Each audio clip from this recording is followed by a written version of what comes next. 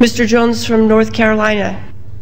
Madam Speaker, I request unanimous consent to take my 5 minutes at this time. Without objection, the gentleman is granted 5 minutes. Thank you. Thank you, Madam Speaker. Madam Speaker, I have a few questions for my colleagues.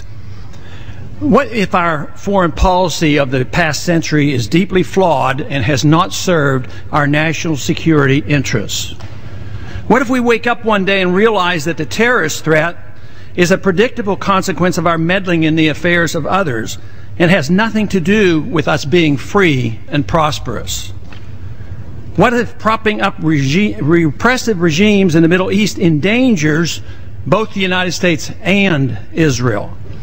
What if occupying countries like Iraq and Afghanistan and bombing Pakistan is directly related to the hatred directed toward us?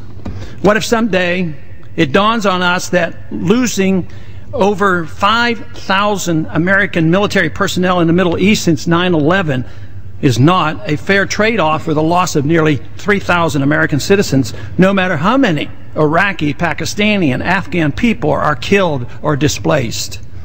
What if we finally decide that torture, even if called enhanced interrogation technique, is self-destructive and produces no useful information, and that contracting it out to a third world nation is just as evil? What if it is finally realized that war and military spending is always destructive to the economy? What if all wartime spending is paid for through the deceitful and evil process of inflating and borrowing? What if we finally see that wartime conditions always undermine personal liberty? What if conservatives who preach small government wake up and realize that our interventionist foreign policy provides the greatest incentive to expand the government? What if conservatives understood once again that their only logical position is to reject military intervention and managing an empire throughout the world? What if the American people woke up and understood that the official reasons for going to war are almost always based on lies and promoted by war propaganda in order to serve special interests? What if we as a nation came to realize that the quest for empire eventually destroys all great nations? What if Obama has no intention of leaving Iraq? What if a military draft is being planned for the wars that will spread if our foreign policy is not changed?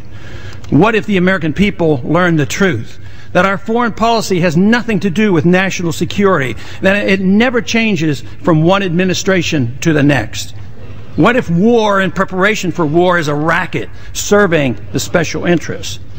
What if President Obama is completely wrong about Afghanistan and it turns out worse than Iraq and Vietnam put together?